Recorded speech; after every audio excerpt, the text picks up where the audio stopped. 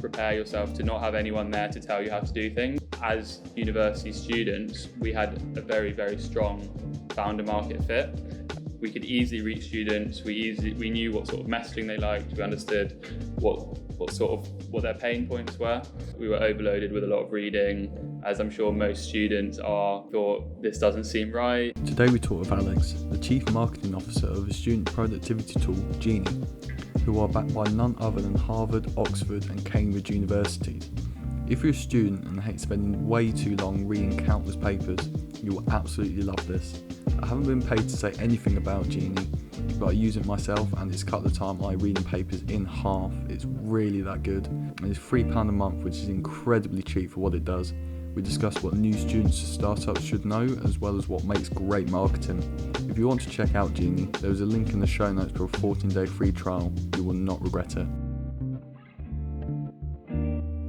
Okay. Wicked. Okay, I guess we'll get started. Okay, thank you, Alex, for coming on. To make sure everyone knows kind of what you do, would you be able to give us like a quick overview of your role and what you do? Yeah, sure. So I work as the Chief Marketing Officer at Genie. Before that, and at the moment as well, I founded an events company working in music primarily called Goodness. And it's mainly those two at the moment that occupy the majority of my time. Yeah, awesome. So you say you're kind of the Chief Marketing Officer. What kind of what's kind of the day-to-day stuff? What does your role entail? So there's the organising of the strategy for any marketing that we're doing. So understanding the market, speaking to users, working out things like messaging, the best way of reaching these people, what sort of channels we should be approaching. And so that kind of breaks down into two parts. One is to do with brand awareness. So a lot of that's about how people interact with the brand. Do they understand what Genie is? Do they understand what Genie does? Do they trust Genie? The other half of that is more focused on actually getting people in and using it. So that's focused around conversions, making sure that we have a good price on our advertising, on our marketing. I'd say a big part of what I do as well, because as a company, we try to focus quite heavily on product-led growth and having a really good product that people really love. A lot of what I do is based around generating feedback and feeding that into product development to make sure that we're building something that has real value, and hopefully from there we'll get people recommending us to their friends, we'll get a bit of viral growth. So the idea is by making something that's really good, really useful, it will help with the marketing as well. That's brilliant. How have you found since launching Genie? How have you found the growth in the minute?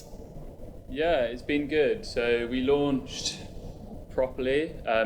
So we launched a paid version in January, 1st of January, and we have about 2,500 paying users now. Yeah.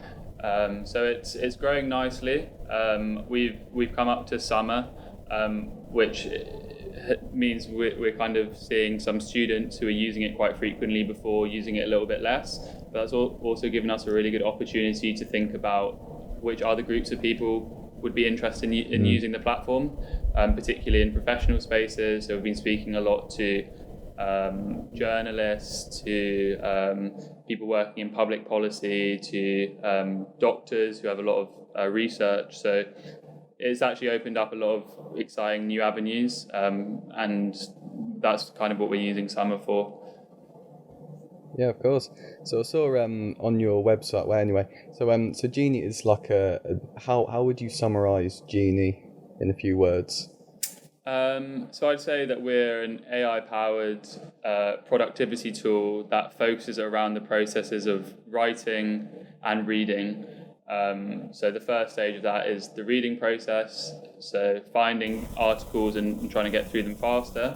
But the other part of that is we have things like notes. We allow people the ability to deep dive with various pieces of analysis. So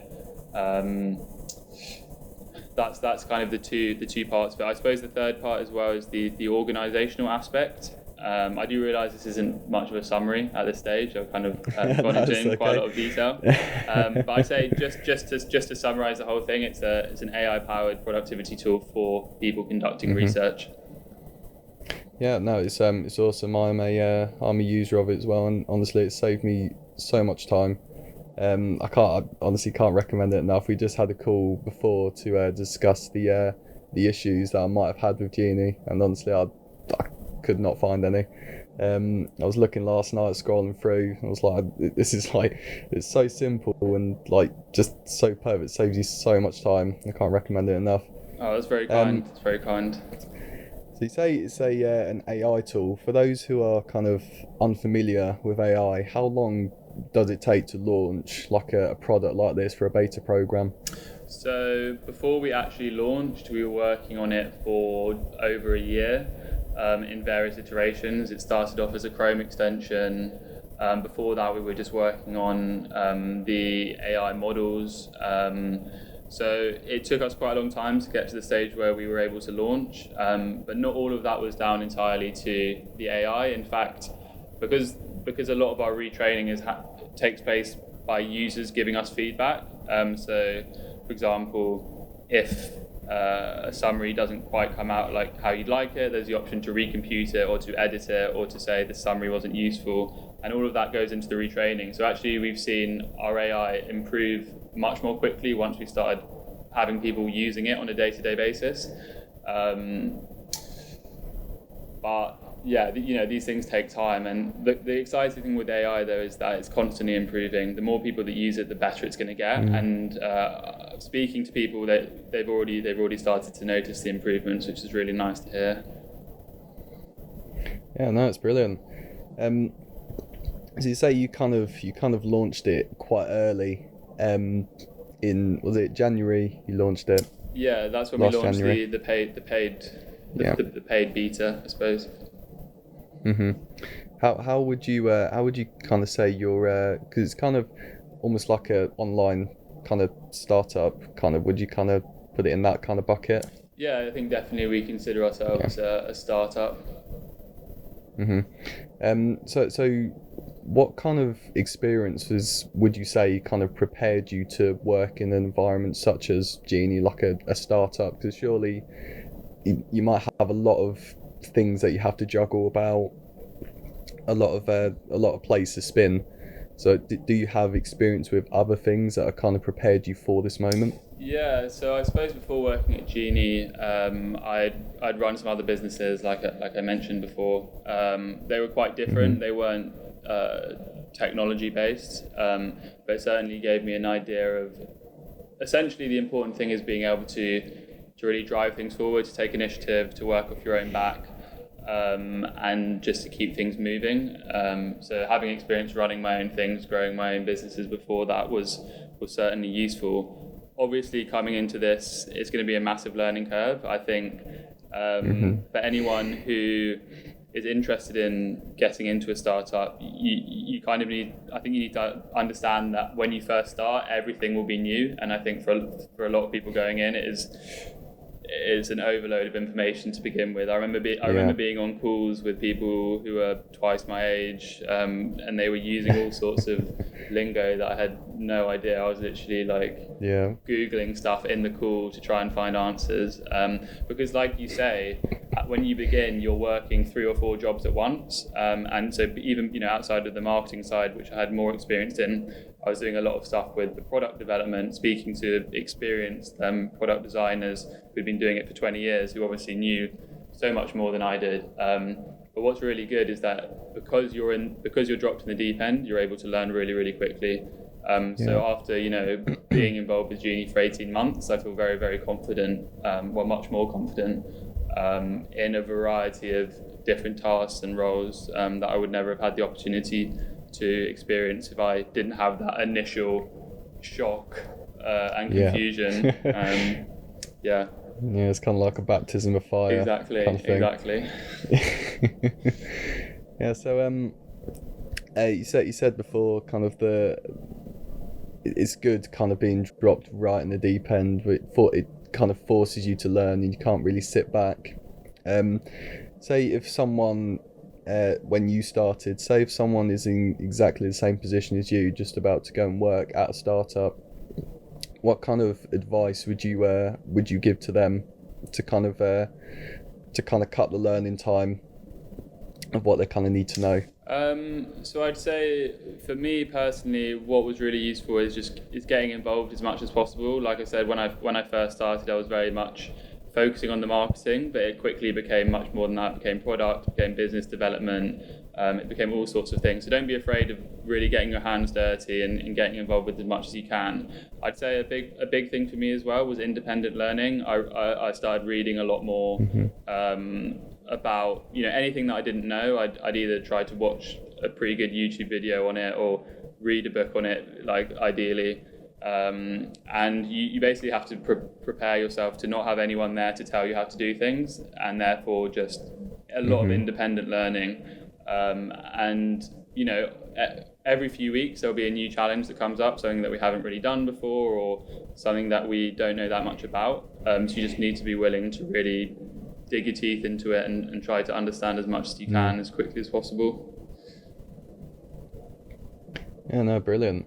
Did you go into Genie kind of knowing people previously, or was it kind of a job role that you just applied for without knowing anyone else? No, so look, the founding team at Genie, we were all at university together. So I knew the original founders. They mentioned it to me. They knew that I'd done a bit of business stuff before, so it was quite easy for me to get involved through them. And from there, it just grew out. We started to hire people outside of our circles. But it really just started at university. A group of us who either knew each other or knew each other through other people had this idea. We were overloaded with a lot of reading, as I'm sure most students are. We thought, this doesn't seem right. We're not really spending enough time on the important stuff. We're just having to skim stuff, or we're missing things out. What can we do to improve the experience? And that's pretty much how it started. No, brilliant. Solving a pretty big problem for, I'm sure, every single student has experienced at some point. So you're saying about Genie being used in academia. So you've got support from some pretty big universities out there. So what would you say is a kind of future goal for Genie? What's kind of like the 1 year, 2 year from now? Yeah, it's a great question. So I'd say, future goal is the long-term goal ideally is for anyone who's conducting research to be using Genie, be that students, be that academics, be that people in government policy, financial analysts. We want people who have a lot of reading to do, feel like they're overloaded with it, or feel like they want to get through more. Those are the people we want to be using Genie. Within the shorter term, it's about trying to really provide people with value. I think we're quite happy with the level of growth we've had, but so far, obviously, we want to grow more. It's still very early stages, but the thing that we believe is really going to drive that growth forward is building a product that really provides people value, really saves people time, and really hopefully makes the research process much smoother. So I'd say that's the immediate goal, and we hope with that comes growth. Yeah. No, cool. I'm sure it will.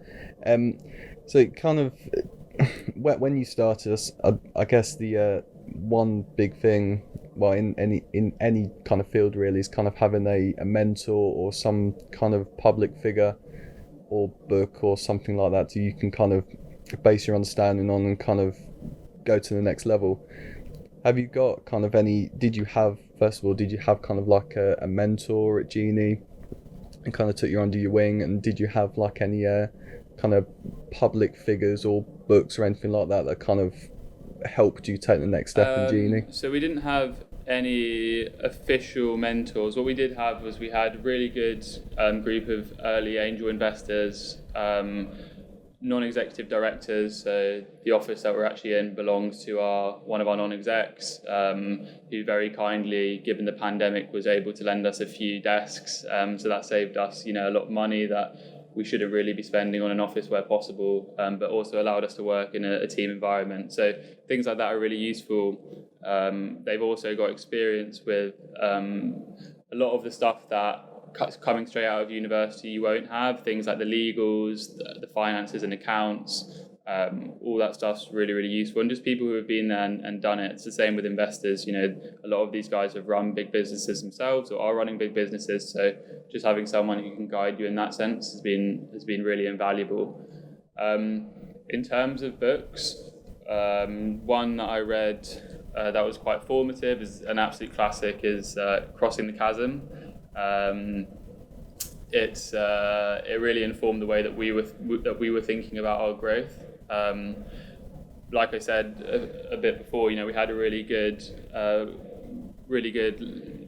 early interest and a nice level of early growth. But what we realised is that to take it to the next level, we really need to be providing a different sort of value, one that's focused on usability, ease of use, really just fitting into people's workflows and making it as seamless as possible. So that really informed the way that we look at the business. Another one that I'm reading at the moment is Nirayao's Hooked, which is about. So I guess for those who don't know, it's also a bit of a classic. It's about product development, about understanding why people use things. I've been really intrigued recently by game design theory. I've been listening to a lot of interviews with the guys who run Superhuman, and their whole ethos is about building a game building a platform on the basis of games, an environment that you live in, that you're encouraged to learn how to master in a way. And I think that's something that's really interesting, because a lot of these platforms, the ultimate goal is for people to enjoy using them and to enjoy making them a part of their life, rather than a tool that they have to, not really enjoy use, but do so because they want to get something out of it. So I'm finding that theory behind game design and the practices there are really, really interesting in terms of how we think about building the product and moving forward. Oh, cool. So you say before that you're obviously working in Genie now, which is a very service-based kind of business. You say before that you ran, was it Goodness, like a music events kind of thing?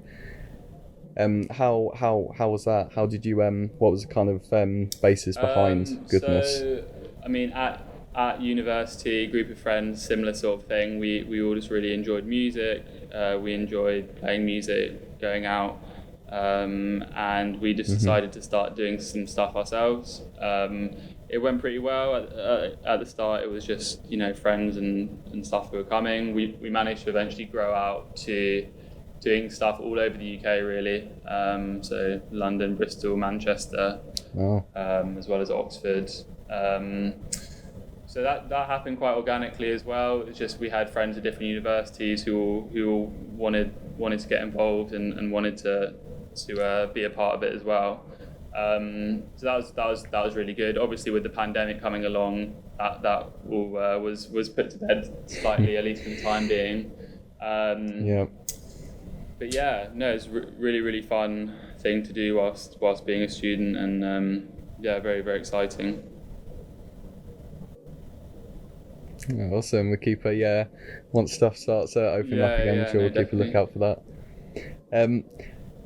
So for Genie, it's a very personally myself, it's a very inexpensive thing to be paying out for. It's something like the student plan's about £3 a month, something like that.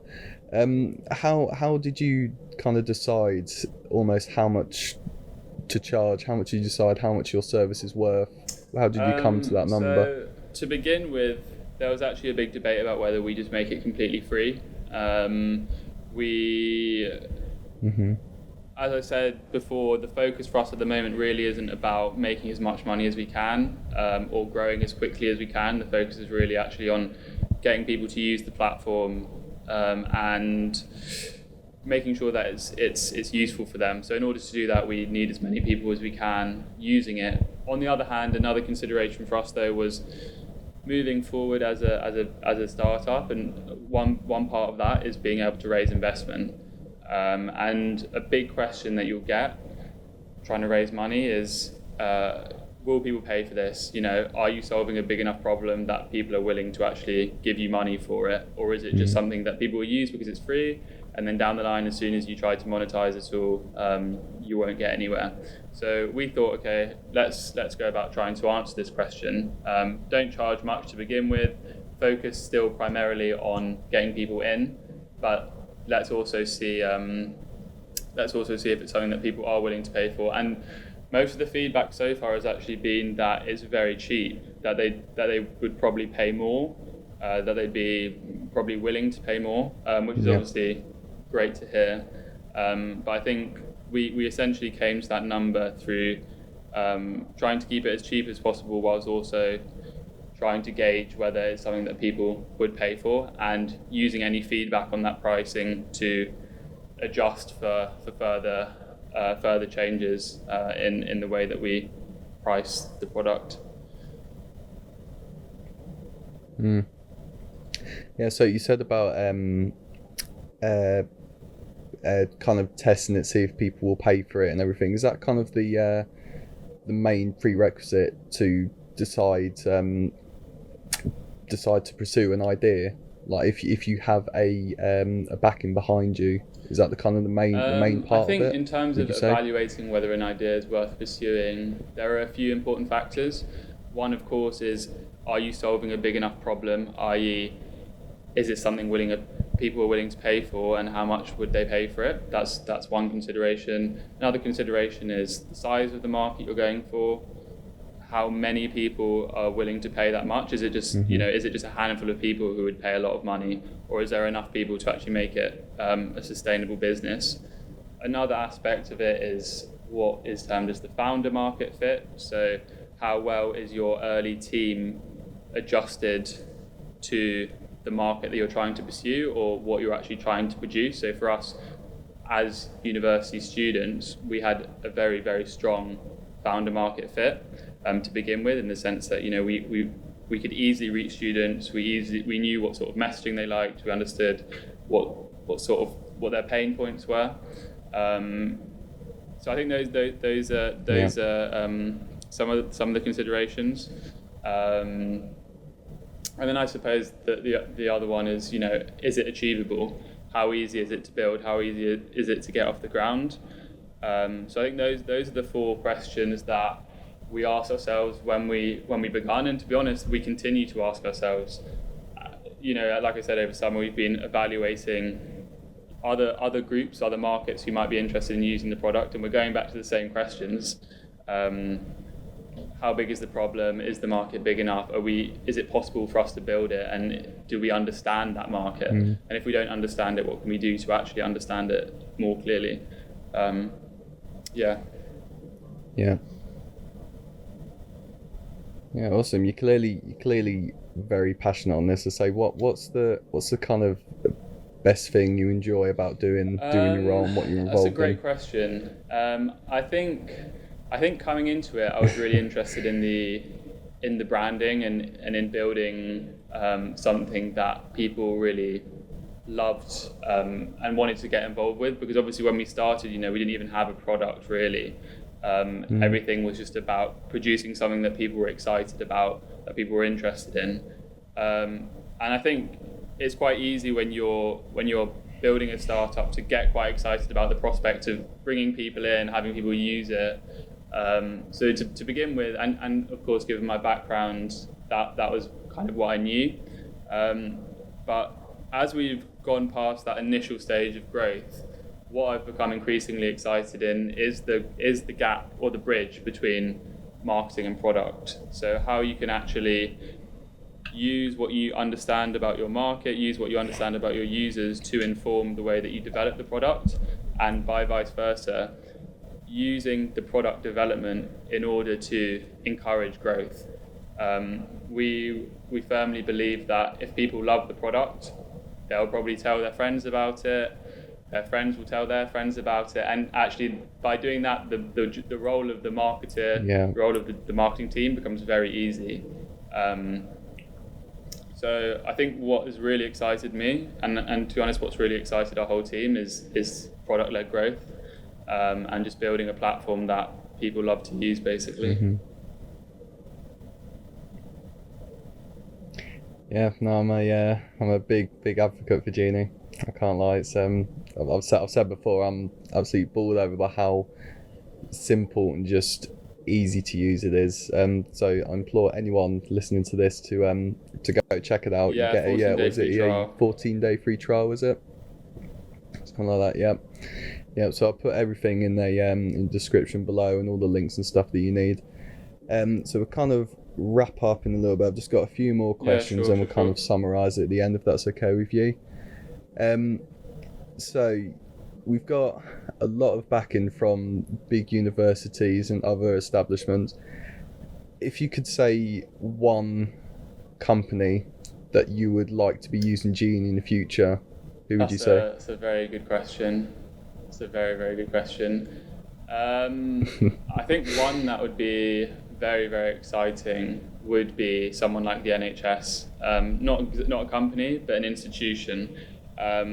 Not only is it an incredible institution that's doing really important things, but the aim for us is that by enabling research to take place faster, there's a societal knock-on for that. So if you can even influence a marginal improvement in the efficiency of research, think of improvements in healthcare, think of improvements in drug discovery. I know the NHS don't do that, but think of the improvements down the line that these marginal gains in research can make. So I think the focus for us is really having institutions or companies that focus on social benefit, where those improvements in research, in the ability to make decisions more quickly and more accurately, have a real impact on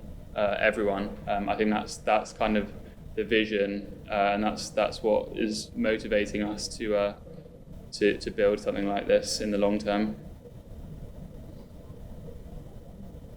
Yeah. No, cool. We could see in a year's time the NHS using Genie. I'll be very happy to see that as well. Also, you saying you're the chief marketing officer. Did you because I'm very interested in marketing myself.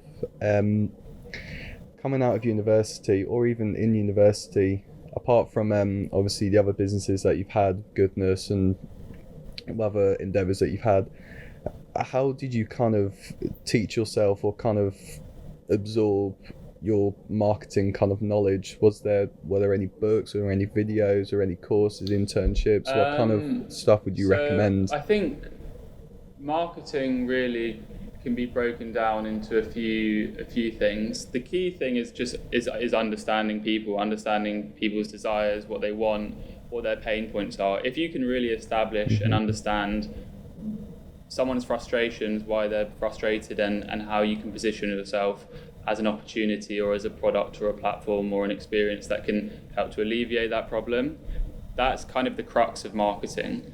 So I think a lot of that, that's almost more of a kind of social science or a practice in empathy. I did English, which interestingly is very useful for reading into those kind of hidden social relations, those minute relations, and practicing empathy on a very analytical and theoretical level. The other side of it is the branding and the advertising side of marketing, which is much more focused around aesthetics and impact and capturing people's attention visually. So I've had an interest in art. I've worked on a few art projects myself. And I think being interested in the kind of creative side of it is quite useful as well. The last aspect is like the science of marketing as well. So it's about, understanding the analytics, understanding like, customer acquisition costs, how you can improve landing page performance, digital marketing, stuff like that. There's tons of really good blogs, tons of really good YouTube videos. So Neil Patel, for example, does a really good blog on SEO. He does YouTube videos as well. There's honestly loads of stuff. Y Combinator do loads of really good videos on all sorts of things, both marketing and product related. Andrew Chen has a really good blog. I'd encourage everyone to check that out. Loads of really good stuff on marketing and product-led growth as well. I think all sorts. Yeah, it's very multifaceted marketing. There's a lot of, like, you don't necessarily, it's kind of moving now in society, you don't necessarily need a marketing degree to be successful at marketing. It's mainly from what I'm seeing, it's mainly the experience you can gain along the way. It doesn't necessarily have to be in a internship. I mean, a lot of the stuff in the pandemic and whatever, you've seen a lot of people starting just businesses. I mean, some really simple businesses, such as like I saw on TikTok the other day, someone started a sweet business where they literally buy inventory, put it in the box, do the marketing, send it off, and people buy all that.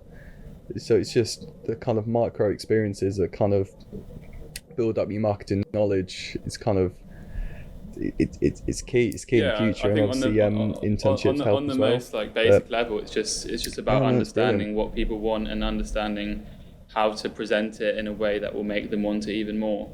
And I think, like you say, anyone can kind of do that if they really, take a step back and think about it for a moment. And with things like TikTok, with social media, it's actually really easy to reach people, especially young people. I think it's something that you can pick up quite naturally these days. I think as well, on top of that, we're without even knowing it, we're so exposed to marketing all the time. All these social media, they're filled with ads.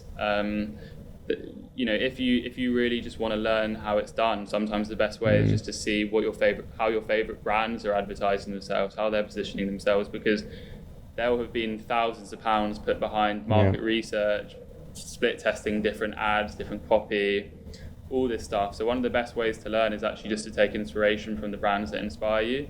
And by doing that, you're educating yourself about how it's done. You can literally see how the biggest players are marketing and advertising themselves without any education and training. Obviously, when it comes to things like digital marketing, there are skills to be learned there. There are like tricks, and there's a science behind it as well. But in terms of just getting the first steps in and understanding the basics, I'd encourage anyone to just start to think about the brands that they interact with and trying to learn what those companies are doing.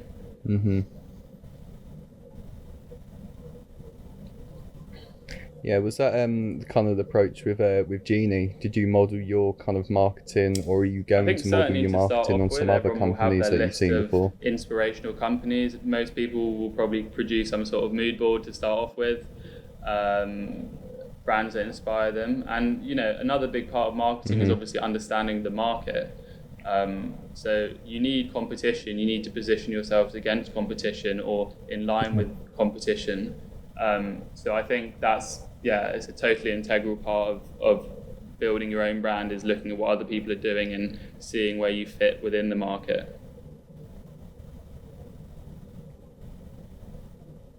Yeah, no, that's brilliant. I think we'll start to wrap up. We've got kind of one big overall question at the end. It doesn't have to be related to anything we've just talked about. But if you could give kind of one piece of advice or multiple pieces of advice to young people today, say they're in university or about to graduate from university, what kind of advice would you give them? Just encapsulate the thing everything in life. I constantly tell myself is just don't be afraid to be out of your comfort zone. In fact, embrace being out of your comfort zone. The more you're out of your comfort zone, you might be like, oh my God, what am I doing? But you'll very, very quickly learn. And if you're always feeling comfortable, if you're always feeling like you know what's going on, then you're never really pushing yourself, or not at least you're not pushing yourself as much as you could be. So yeah, don't be afraid of just trying something out, not really knowing what you're doing. You just got to trust that over time you'll pick things up so quickly and you'll improve so quickly, and just that's the advice that I try to constantly give myself. So I feel like it's the best thing to try and give everyone else as well.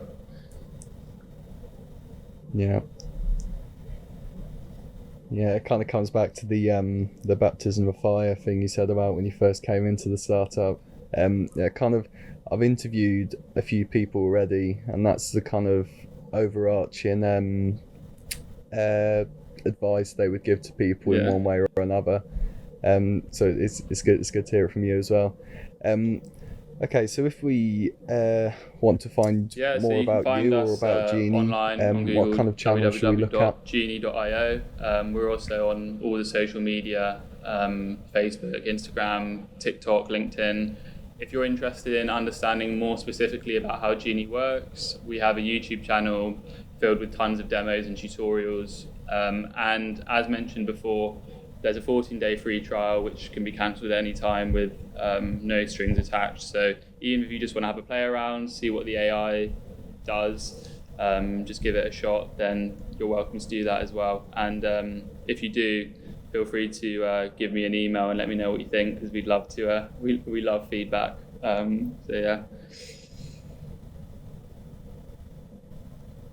No, thank you for having me. Really enjoyed it. No, it's brilliant. Cool. Thank you so much for coming on, Alex.